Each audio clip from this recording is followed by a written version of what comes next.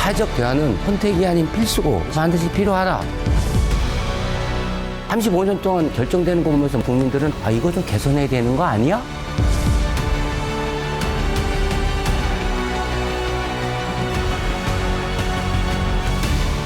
조직 내의 민주적인 의사결정 과정을 거쳐서 그들의 입장을 대변하고 참여하고 그 결과에 대해서 책임을 지고.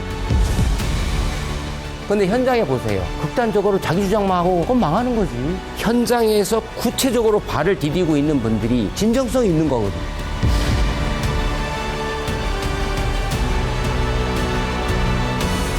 정말로 절절하게 그분들을 제대로 대변할 수 있는 분들이 대표성을 높이고 다양한 이해관계를 실질적으로 대변할 수 있는 그런 분들의 참여를 확대해야 된다.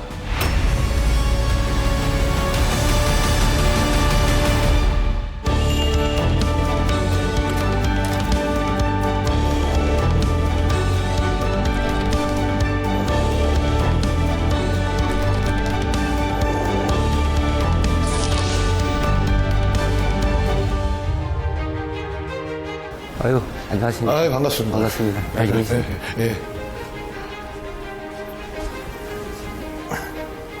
안녕하십니까, 장관님. 날씨도 덥고 태풍까지 왔는데 어떻게 잘 지내고 계십니까? 참 요새 노동자를 비롯해서 온 국민이 어려운 시기인 것 같습니다. 기후 위기로 인해서 지구가 지금 끓고 있어서 폭염, 태풍, 폭우, 그래서 지금 산업 현장에 우리 근로자들이 고생들 많이 하는데 안전하게 다치지 않고 일할 수 있도록 시간 있을 때마다 현장을 다니고 있습니다. 오늘은 노동개혁 정식사전 2편인데요. 장관님과 함께 사회적 대화에 대해 말해보고자 합니다. 이 프로그램은 노동개혁을 설명해주는 프로그램으로 알고 있는데 사회적 대화를 2편의 주제로 한 이유가 있을 것 같은데요. 이 사회적 대화는 그 자체로서도 굉장히 중요한 주제고 또한 노동개혁이 이 내용성 있게 성공하기 위해서도 필요한 그런 주제다라고 볼 수가 있겠습니다. 지금 이제 노동개혁처럼 온 국민의 관심이 있고 우리 미래 세대를 위한 중요한 과제, 이런 과제들은 그 다양한 경제 주체들이 참여해서 대안도 내놓고 그래서 공감대를 형성하고 그래서 결론을 낼 때만이 그것이 그 서로가 상생할 수 있고 수용 가능성도 높다 이렇게 봐서 두 번째 주제를 했고요. 제가 별명이 이제 사대주의자거든요. 사회적 대화를 중요하게 생각하는 사람이다 이런 뜻인데 제가 1987년부터서 그 한국노총에서 노동조합 운동을 시작을 했는데 그때부터 꾸준히 저는 사회적 대화에 관심을 갖고 적극적으로 참여해 왔는데 총장님도 그 사회적 대화 관련해서는 굉장히 적극적인 생각을 가지고 계신 것 같은데 하실 말씀이 많을 것 같아요. 저도 이 사회적 대화 관련해서는 정말 할 말이 많은데요. 장관님이 말씀하신 것처럼 노동시장 이중구조, 그 다음에 갈등의 노사관계에 있어서의 법과 제도의 개혁, 이런 문제들을 풀기 위해서는 사회적 대화가 반드시 필요하다고 생각을 합니다. 예, 장관님 사회주의자라고 하셨는데 사회적 대화란 무엇인가 좀 정의를 먼저 한번 해보셨으면 좋겠습니다. 그게 필요할 것 같습니다. 그 전에 우리 강조하고 싶은 것은 우리 총장님도 늘 강조하시다시피 사회적 대화는 선택이 아닌 필수다. 근데 우리나라는 참 안타까운 게 사회적 대화를 위한 대화를 해야 되는 그런 상황이라 이 점을 이제 말씀드리고 지금 사회적 대화가 뭐냐에 대해서는 뭐 국내나 국제적으로 정확히 합의된 바는 없습니다만은 ILO에 따르면 이 사회 경제 정책의 이해를 함께하는 정부, 사용자, 노동자 대표가 참여하는 모든 형태의 협의, 교섭, 그리고 정보 교환, 뭐 합의 이런 모든 것들이 광범위하게 사회적 대화라고 볼 수 있는데 정부로부터 독립적인 그런 그 노사 단체의 참여가 이제 필수적이라는 뜻이고요. 쉽게 생각하면 사회적 대화는 다양한 나라마다 시대마다 다양한 유형과 방식으로 진행되는데 얼마 전에 최저임금 결정됐지 않습니까? 그것도 이른바 사회적 대화의 한 형태라고 볼 수 있어요. 우리 국민들은 최저임금 35년 동안 결정되는 거 보면서 무슨 생각을 했을까 생각하는데 나라마다 최저임금을 결정하는 방식이 다르거든요. 어떤 나라는 법으로, 그렇죠. 국회에서, 어떤 나라는 정부가. 근데 우리는 노사 그리고 전문가인 공익이 참여한단 말이에요. 이것도 사회적 대화의 한 형식인데 이 35년 동안 파행적으로 되는 걸 보면서 국민들은 이거 좀 개선해야 되는 거 아니야? 이런 이제 의견들이 많이 있거든요. 마찬가지로 네덜란드나 스웨덴이나 이런 나라들은 경제 위기 때 사회적 대화, 사회적 대타협 뭐 이런 것들 잘 활용했는데 나라마다 다양한 유형, 방식이 있고 시대마다 사회적 대화는 다르다. 이렇게 말씀드릴 수 있겠습니다.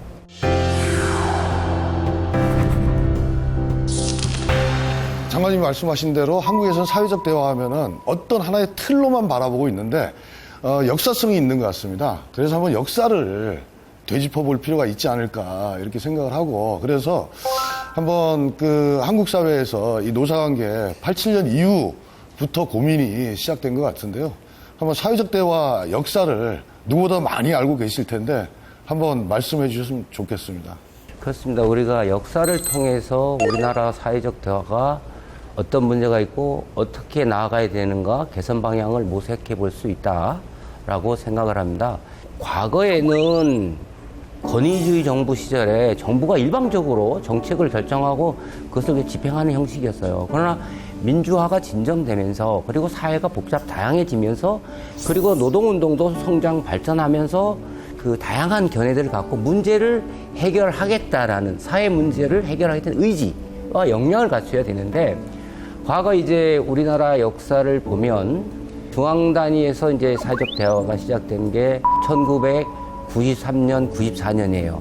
그 전에는 어땠느냐? 정부에서 일방적으로 노동자들의 임금 인상을 억제하기 위해서 임금 인상 가이드라인을 발표했어요. 그러니까 노총과 경청이 중앙 단위에서 정부는 빠져라. 우리가 한번 자율적으로 사회적 대타협을 해볼게. 그래서 노경청이 합의해서 임금 가이드라인을 발표를 합니다. 그것이 말하자면 우리나라에서 최초로 시도된 사회적 대화 내지는 사회협약의 한 유형이라고 볼 수가 있습니다. 그 이후에 이제 김영삼 정부 들어서서 우리나라가 OECD에도 가입하고 그러면서 이제 우리나라 노사관계 법 제도 틀을 그리고 의식과 관행을 선진화시킬 필요가 있었기 때문에 최초로 노사관계 개혁위원회라는 걸 만들었습니다. 여기에는 그 한국노총뿐만 아니라 민주노총 그리고 각계 전문가들이 총망라돼서 6개월 동안 아주 치열하게 그 논의를 했습니다. 거기서 그 법정 노동시간 단축이나 연월차 휴가 조정 그리고 공무원 교사의 단결권, 해고자의 조합원 자격 상당한 부분에 대해서 긍정적인 합의를 이뤘습니다만은 가장 핵심적인 정리해고 문제 등 몇몇 부분들이 합의가 안 됐고 일방적으로 통과시키는 바람에 양노총이 총파업을 하는 그런 후유증이 있었죠. 우리나라가 모범적으로 사회적 대화를 한 사례로는 국민들도 기억하시다시피 IMF 경제 위기를 맞았을 때 1998년도 재벌개혁, 금융개혁, 노동기본권 강화를 전총망라하는 100개가 넘는 경제 위기 극복을 위한 사회협약을 체결한 이것이 아주 훌륭한 사례로 평가가 되는데 초기에는 계속 발전하는 과정이었다고 보는데 IMF 때는 워낙 위중한 상황이었기 때문에 노사정이 합의한 내용이 국회에서 존중이 되고 입법화돼야 되니까 여야 정치권도 그때는 참여를 했습니다. 그러나 그 이후에는 이제 노사정 그리고 전문가 중심으로 이제 오늘에 이르고 있다라고 볼 수가 있겠습니다. 한국의 노사관계 역사를 이렇게 되짚어 보면은 적대적인 정말로 그 당시에는 적대적인 노사관계 아니었습니까? 강압적이고 이거를 그 새로운 상생의 노사관계로 전환하는 첫발로서 되게 큰 의미가 있는 사회적 협약이라고 생각을 하고 98년도 노사정 협약이죠. 그때도 정리해고의 발목이 잡혀서 민주노총은 사인을 해놓고도 대의원대에서 부결하고 합의를 못하는 이런 상황이 발생했지 않습니까? 민주노총 대의원대 그 당시 저도 그 현장에 있었는데 쇠파이프가 대회장에 들어오고 또 그 다음에 이 사회적 대화를 둘러싸고 이수호 집행부 때는 대의원대회 단상을 점거하는 일이 발생을 했습니다. 그러면서 민주노총에는 사회적 대화가 트라우마가 돼버렸고 매번 집행부 때마다 홍역을 치르고 있는데요. 그럼에도 불구하고 이 사회적 대화는 민주노총의 참여 여부와 상관없이 계속 진전해야 되는 지점 아닐까 이렇게 생각을 하고 있습니다. 전 유엔 사무총장인 코피 아난 사무총장은 우리가 사회적 대화를 멈추지 않는 한 세상은 진보한다라는 말씀을 한 적이 있는데, 사회적 대화는 선택이 아닌 필수고 진보를 위해서 반드시 필요하다.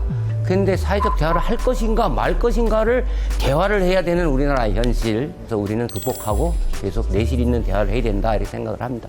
예, 그런 차원에서 사회적 대화는 또 노무현 정부 그 다음에도 계속 이명박 정부, 박근혜 정부, 문재인 정부까지 이어져 왔던 것 같은데 한번 그 역사에 대해서도 한번. 아까도 말씀드렸지만 사회가 다양화되고 복잡화되고 민주화가 진전되면서 참여 욕구도 늘어나고 언제든지 경제 주체들이 와서 사회적 대화를 할 것을 정책으로 추진을 해왔죠. 그래서 노무현 정부에서는 노사강의 선진화를 위해서 그 사회적 대화를 했는데 그때 민주노총은 당연히 안 들어왔죠. 한국노총이 들어와서 기간제 2년 고용할 수 있는 기간제 보호법이라든가 복수노조 전임자 3년 유예 뭐 이런 것들, 이런 파견제 확대 이런 것들의 성과를 냈고, 이명박 정부에서는 여러분도 아시다시피 경제 글로벌 금융위기가 있었잖아요.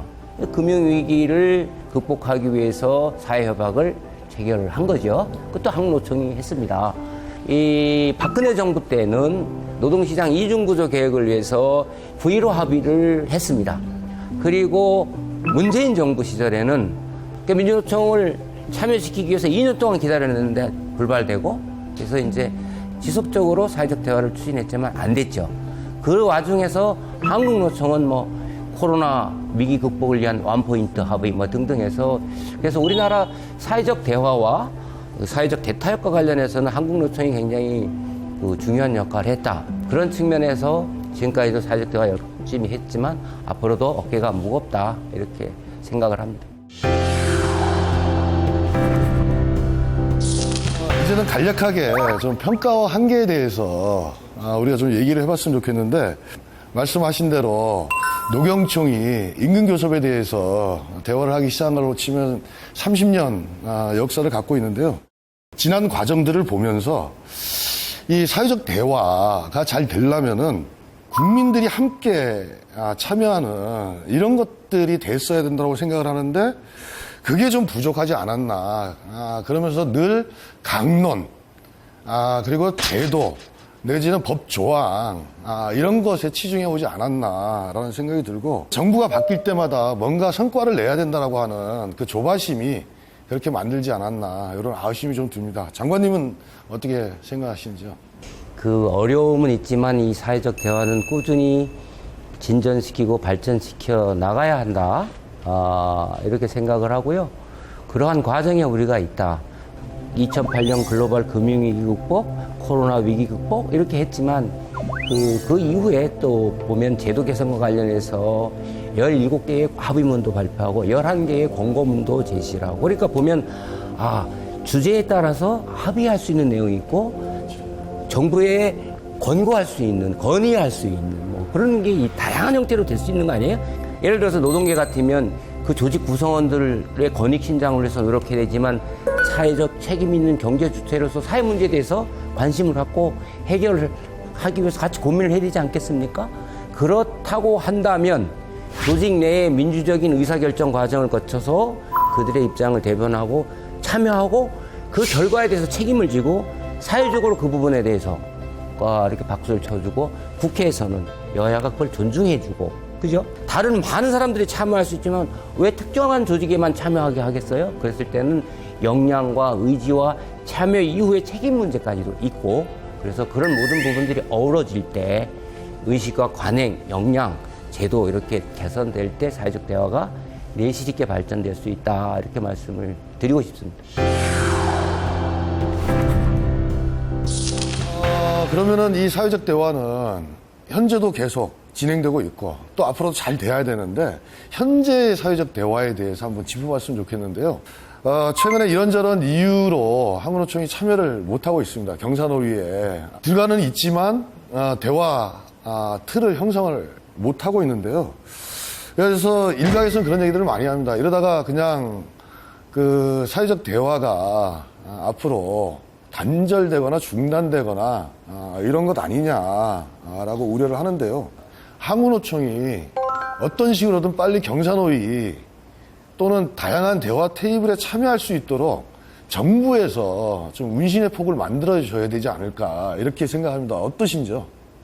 예, 먼저 그 정부는 한국노총뿐만 아니라 민주노총까지 포함해서 그 적극적으로 참여할 수 있도록 노력을 하고 있다. 옛날에 한국노총과 민주노총의 대화 형식을 보면 한국노총은 주로 제도 개선에 관해서 사회적 대화를 했지만 민주노총은 산하 조직에서 막 투쟁하는 사업장, 뭐 해고되는 사업장 이런 문제 쭉 들어와가지고 경사노위가 노사정연에 와가지고 그걸 해결해달라고 요구를 하고 그거 해결되면 나가고 했단 말이에요. 그래서 지금 얼마 전에 계속 고용을 위한 사회적 대화를 노동계에게 참여를 요청을 했습니다. 근데 우리는 그런 이유 때문에 안 된다 그러는데 과거 역사적 경험을 보면 부당 결부뿐만 아니라 그런 문제를 해결하기 위해서도 사회적 대화를 해야 되는 거예요. 근데 한편으로 봤을 때는 그동안의 사회적 대화가 양 경영계 단체 그리고 또 양 노동단체 중심으로만 이렇게 운영되어 오다 보니까 막 흔들려 버리는 이런 문제가 있었다고 생각합니다. 그런데 변화되는 노동시장 속에서 다변화시켜야 되는 이 고민을 해야 되지 않을까. 사회적 대화의 주체를. 이 지점과 관련해서 우리 장관님 의견을 한번 들어보고 싶습니다. 예, 아주 좋은 말씀이신데요. 한번 과거에 사회적 대화가 시도됐을 때 그 30년 전으로 돌아가 보면 그때는 87년 노동자 대투쟁이 있었잖아요. 그죠? 그때 3조 호황해서 경제가 12% 성장하고 일자리가 막 남아 돌았어요. 사람 구하는 게 힘들었습니다. 그럴 때 그 노동자들이 노동운동이 활성화되면서 소득 격차 완화에도 기여하고 사회적 목소리도 높아졌고 그래서 국민들이 박수를 쳐줬고 노동운동이 활성화됐습니다. 그런데 이걸 우리가 87년 체제라 그러는데 옛날에 박수 받던 노동운동이 이제는 사회적으로 이게 바뀌어야 된다라는 목소리가 나오고 있는 거죠. 옛날에 이분들이 거의 노동자들을 다 대변했다 그러면 지금 플랫폼 노동부터 특수고용 형태 노동자들부터 그죠? 아주 다양한 형태의 노동자들이 그리고 노무 종사자들이 있는데 이제는 추세적으로 보면 최저임금위원회든 경사노위든 이게 대표성을 높이고 다양한 이해관계를 실질적으로 대변할 수 있는 그런 분들의 참여를 확대해야 된다. 이런 얘기들이 나오고 있고 정부는 그런 쪽으로 모든 위원회, 경사노위뿐만 아니라 위원회의 참여를 다양화하고 확대하고 제대로 대표를 할 수 있게 하겠다. 정말로 이 절절하게 그분들을 제대로 대변할 수 있는 분들이 참여를 확대하는 것이 필요하다라는 사회적 공감대가 형성되어 가고 있다. 이렇게 생각을 합니다. 장관님, 그러면 이제는 사회적 대화가 현재 지점에서 갖고 있는 한계점 이걸 좀 얘기를 하고 그 다음 앞으로 나아갈 방향에 대해서 얘기를 했으면 좋겠는데 먼저 한계점에 대해서 장관님 어떻게 생각하시는지 그런 말씀. 사회적 대화의 한계점은 우리가 한 3가지 정도로 논의할 수 있을 것 같습니다. 첫째는 참여 주체가 민주적 대표성을 강화하고 역량을 키워야 된다. 둘째는 각급 조직, 특히 자기 조직에 가서 설득하고 그걸 이행하려고 하는 노력, 역량이 뒷받침되어야 된다. 세 번째는 국민 경제적, 사회적 문제들에 대해서 해결하려는 의지를 가지고 공감대를 형성하려는 그런 노력들이 필요하다. 우리 경제는 지금 윤석열 정부에서 하는 게 노동개혁이라는 좋은 일자리, 그 다음에 미래 세대를 위한 지속 가능한 사회를 만들기 위해서 이중구조를 개선하기 위해서 하고 있잖아요. 우리는 지금 거대한 전환적 변화의 시기에 있기 때문에 이런 문제에 대해서 정말로 말과 행동이 일치해서 국민들이 맞다 이렇게 박수를 받기 위해서는 이중구조 문제, 취약계층 보호 문제, 그 다음에 정의로운 전환 문제, 그 다음에 중장년 노동자들의 계속 고용 문제, 5인 미만 사업장의 근로기준법 적용 문제, 특수형태 근로자 보호 문제 이런 것들 와가지고 요구하고 주장하고 해법을 찾아야죠. 이제 그런 부분들이 좀 미흡하다 이렇게 생각합니다. 중요한 지적인 것 같습니다. 이 사회적 대화 그리고 사회적 합의 또는 사회적 협의가 얼마나 중요하다라고 하는 이거를 사회적으로 공감하고 그런 것도 좀 필요하다고 생각이 드는데 그 해당 주체들이 그런 그 의지를 갖는 것, 책임 의식을 갖는 것도 또 필요하지만 사회적 압박도 또 있어야 되는 거 아닌가 이런 지점에 있어서 한계 아니었나 이렇게 생각을 합니다. 혹시 이 지점과 관련해 가지고 우리 그 장관님 어떤 생각을 하시는지. 세 가지 정도만 말씀드리면 일단 참여 주체를 다변화한다. 그러면 이제 우리 아니래도 가는구나. 그럼 열심히 하려고 그러겠죠. 그렇지 않겠어요? 그 조직 구성원들이 볼 때 우리 대표들이 가서 정말로 우리 입장을 잘 대변하는구나. 그리고 국민적 지지를 받고 있구나. 그럴 때 조직도 확대되고 그렇지 않겠어요? 또 하나의 방식은 대화를 하는 방식을 다양화하는데 그런데 대화와 타협을 배관시하는 과거에 그런 의식들이 일부 있었단 말이죠. 그런데 현장에 보세요. 현장에 노사가 매년 교섭하는데 극단적으로 자기 주장만 하고 그건 망하는 거지. 항상 적정한 수준에서 대화를 통해서 하고 타협을 하잖아요. 근데 이게 중앙 단위에만 오면 정치화되고 이념화되고 극단화된다는 거죠. 그럼 어떻게 되느냐? 현장에서 구체적으로 발을 디디고 있는 분들이 절실한 자기들의 문제를 가지고 구체적인 고민 내용을 가지고 그분들은 지속적으로 만나는 분들이거든요. 진정성이 있는 거거든. 그래서 중층적, 그러니까 지역이나 업종이나 중앙 단위에서 지나치게 정치화되고 이념화되고 극단화되는 이런 것들을 보완할 수 있는 다양한 사회적 대화 형식, 방식을 저희들은 도입하고 확산을 시키겠다. 이것도 이제 대화를 이끌어낼 수 있는 사회적인 압력이 될 수 있고, 그 다음에 세 번째는 또 법치를 강조한 이유가 그겁니다. 한국노총이 노무현 정부 때 기간제법 가지고 해서 합의를 했을 거예요. 그죠? 그런데 아마 해고자들 민주노총인 사람들이 한국노총 점거하고 난리 났을 거라고. 그 남의 조직에서 이래 하고 그러면 존중해주고 저는 조직이고 이렇게 평가를 하고 그래야 되는데, 그래서 아까 제가 민주적 대표성과 리더십과 역량화가 필요하다 그랬는데, 자기 조직에서 우리는 사회적 책임을 다하기 위해서 우리 조직 구성을 대표하고 대변하기 위해서는 이런 것이 필요하다. 그래서 가서 결의하고 참여하고 책임지고 그렇게 하는 것이 노동자와 민주주의도 맞는 거 아니겠어요? 그래서 정부는 법치, 그렇게 국민의 지지를 받고 열심히 잘하는 데는 발전할 수 있도록 우리가 여건을 조성하는 게 필요하다. 이렇게 보고 있습니다. 예, 장관님, 이제 그러면은 요 대목에서 사회적 대화의 미래는 어떻게 나아가야 되는지 한 말씀 부탁드리겠습니다. 크게 세 가지 방향에서 말씀드릴 수 있겠습니다. 계속 강조하는 거지만 조직화되지 않고 법으로도 보호받지 못하고 정치적 목소리도 낼 수 없는 취약계층, 약자, 그런 부분들은 중소기업 노동자들, 그리고 비정규직, 미조직 노동자들일 겁니다.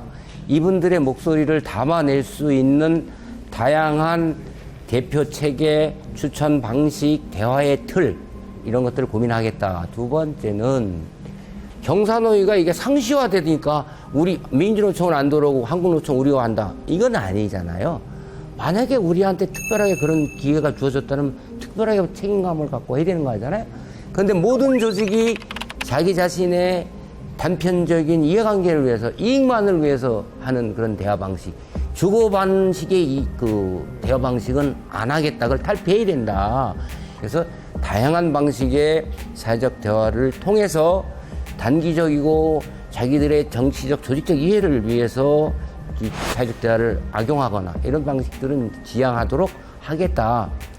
그래서 이제는 조선업 상생협약처럼 이해관계가 구체적으로 비슷한 분들이 원청과 하청이 사회적 대화를 통해서 할 수 있는 그런 모델을 업종으로, 지역으로 확대를 할 겁니다. 이런 부분들이 활성화되면 국민들도 사회적 대화가 경사노에 가서 대타협하는 게 사회적 대화가 다가 아니구나. 대타협은 선주국의 경우도 경제가 정말 어려울 때, 경제 위기일 때 위기의식이 다 공감이 될 거 아닙니까? 안 하면 망한다는데. 그래서 우리도 사회적 대화를 중층화, 다양화, 그리고 다변화할 필요가 있다 이렇게 생각을 합니다.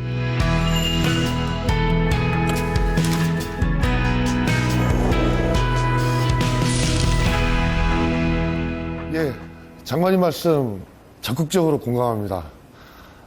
저도 힘은 미약하지만 노조 테두리 바깥에서 또 이중 구조 밑바닥에서 힘들게 살아가고 있는 그 노동자들과 함께 힘을 보탤 수 있도록 적극적으로 좀 노력하겠습니다. 우리 장관님 지금까지도 열심히 하고 계시는데 장관님뿐만 아니라 정부도 좀 더 책임감을 갖고 더 노력해 주시기를 당부드리겠습니다. 우리 저 총장님이 힘이 미약한 게 아니라 제가 쭉 지켜봤지만 민중노총 내에서 그 조직 발전을 위해서 쓴소리도 마다하지 않고 늘 일관되게 말과 행동이 일치하려고 노력했고, 특히 이중구조 개선과 법과 조직의 보호를 받지 못하는 약자들을 위해서 혼신의 힘을 다한 걸로 알고 있고, 지금 전태일 그 재단의 또 중책을 맡고 계시잖아요. 예. 그래서 늘 어려운 사람들을 위해서 애쓰시고, 저희 그 상생임금위원회 또 참여하셔가지고 힘을 보태주시는 게 저희들한테는 큰 힘이 되고, 따라서 감사 말씀드리고 앞으로도 많이 도와주시길 당부드립니다. 고맙습니다. 열심히 하겠습니다. 예. 아이고 수고했습니다. 아이고 수고했습니다. 자주 봅시다. 예, 예.